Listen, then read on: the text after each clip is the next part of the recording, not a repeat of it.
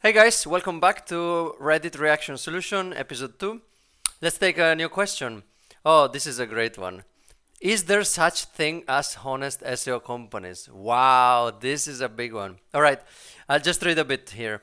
So I'm starting a X company, anonymous, that specializes in X and X. And I've been looking for an SEO company, and it has been a nightmare, complete nightmare. How do I know that they're doing what they said they're doing?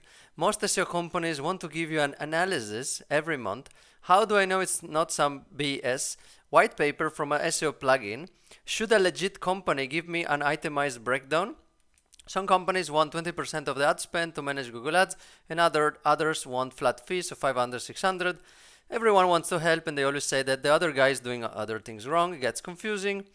And then he said, over the past 5 months, I was overpromised everything. So he had a bit of a nightmare, this person. I feel so sorry for this guy, by the way. So he was promised some design work. He paid a certain amount of money. He used Fiverr, great place, not really, for getting some BS citations and whatnot. Interviews, blah blah blah. When I asked them what a monthly report like, there's just some garbage white paper. The only is the industry where you expect to spend a minimum 3K a month, and there is no guarantee or objective way to check on the work being performed. Okay, I will try to answer most of the things he's asking here. So, how do I know that they are doing what they say they're doing? You don't, because at the end of the day, you need to trust the other company, and at the beginning, you don't know. So, what I mentioned in video episode number 1, that you need to have trust for the company you establish with, and this will be established in a number of ways. Can you meet them in person? You're going to online places, so probably you don't. You can't. So, how can you do it? You have to rely on the reviews. You have to spend time on this. It's just like when you're looking for example, you're looking for a new mechanic of the car, you'll go to the reviews, you ask your friends, essentially, same thing here, although this is service based.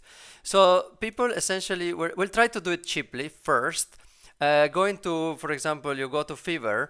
Fiverr, I will personally just use it for design work. I will not get SEO work from Fiverr ever, just in general. That's just me though. Maybe someone else has had different experiences. For design work, great place. You can get cheap stuff done. No, why not? But for the more intricate stuff, the more marketing related things, I wouldn't really recommend. That's my personal opinion. Please don't slash me on that one. But anyway, what he's been asking. So, trust is number 1, because at the beginning you don't know. You have to ask for an overview of the exact tasks they will be doing, and then you should have an agreement on when those tasks will be done. Simply having a simple Excel or Google Docs where things are itemized then and outline essentially, okay, in month 1 you'll get XYZ, month 2 you'll get this, so not rocket science. How do I know it's not some BS white paper from my SEO plugin? Again, you don't, because you don't have the knowledge. So if you come to a person which is an expert or someone that knows, that you can ask them, hey, what about this? But can you employ someone else to ask about what someone else is doing? No. So it's tough, and I can completely understand if you business owner are frustrated with this. So, but again, it's just when you bring the car to, sorry, I make cars example, I love cars.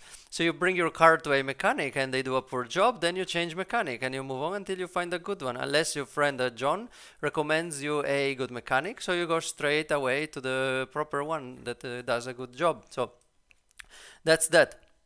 Most companies will give you an analysis every month. This is what I can call a report, right? So normally we do a monthly report in there. Then again, you might need it or you might not need it, really. Do you want to see the metrics? Can you do it yourself?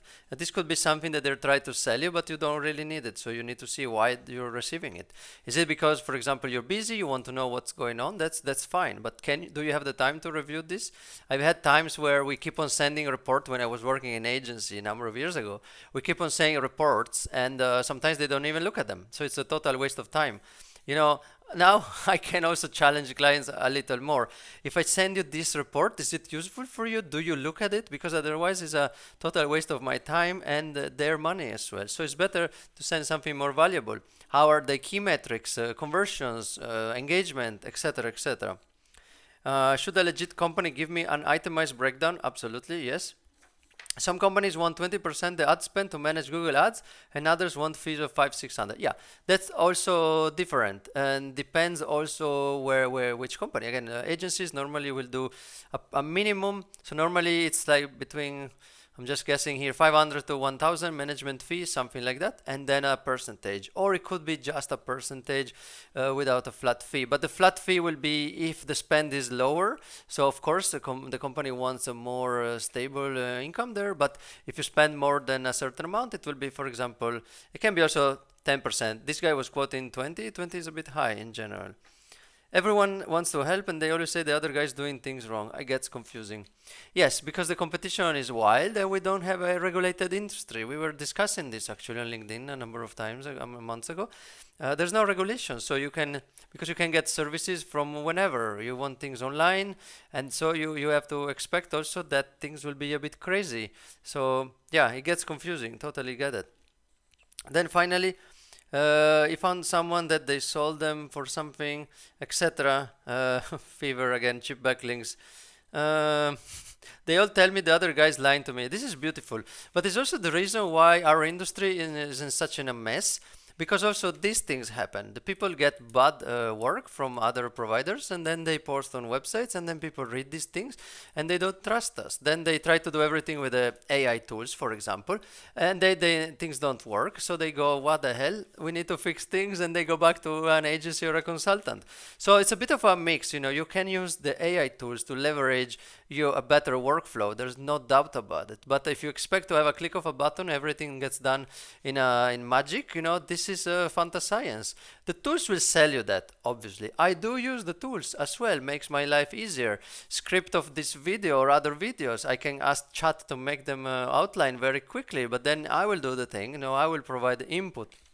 So you need to always think, number one, make the work more human. Number two, make it useful for the recipient, and also the expectation. This is the only industry where you expect to spend a minimum 3K a month and there is no guarantee or objective way to check the work being performed. There is a fine line between, having expected results and trust. Sometimes if you have the trust, you can navigate difficult times. For me, that is the most important thing, because at times results are bad. Really bad, let's be honest. We've all been there. Someone said, oh, I've never had an account in bad shape. They're probably not telling the truth. But then if you have a good relationship with the client, you have trust there, then you can sort of patch things up, say, okay, let's change this, we will fix this. But if you have no trust and you have a bad month, you're gone. So both information for both providers and people looking for it. So once again, to this person that will be Mr. X for this time, no names, I feel really sorry, but I can tell this person has a total distrust now, and now probably when he's looking for his next provider, he will be really, really on the fence, and that super sucks. So once again, for me, same thing I said in the other video. Number one, check the person, if they have a LinkedIn, established, active, check their reviews, check what people are telling about themselves, and on the Google My Business, of course, you can get their mates writing reviews, but for the most part, you could tell. And then also try to see if they will give you FaceTime. Do they want to jump out to selling you stuff, or they will give you face-to-face? Back in the old days when working in agency, of course, you'll meet the client, you go there, you have drinks sometimes, and then you'll have, of course, a different relationship with the client, because the agencies always want the trust first. They will not jump straight in, now the big ones, let's say, to selling stuff. And this is, I think, how it should be approached. However, companies expect to spend less, and providers. And last thing, keep in mind that many of these ones doing work for very low, these other providers, will have a ton of accounts. So you cannot expect to have someone dedicating you a lot of time if you pay very low, because they will have many, many accounts. So they will cut corners somewhere. They will either give you a ready report, or they will copy paste things. So I would say you need to find a balance. You need to find a price point that you're happy with, and also quality you're happy with, and the touch points you're happy with. So I totally get it. It takes time, and it's also wild, because if you are, let's say, in the US, you can find someone in Europe here and save on the fees, although the time zone might be tricky. So Vice versa, you want someone in another country, you can choose to keep even more, cut even more. So it always, I would say, down to quality, if you're happy with the price, and ultimately the trust there. So I would love to hear also what other people have experienced down in the comments, and let me know your thoughts there, and let's keep this conversation going, because this is an interesting point in my opinion. But there are definitely honest SEO companies, but there are also bad ones at the same time. All right, thank you so much for watching this one, and I look forward to seeing you in the next one. Bye guys, bye.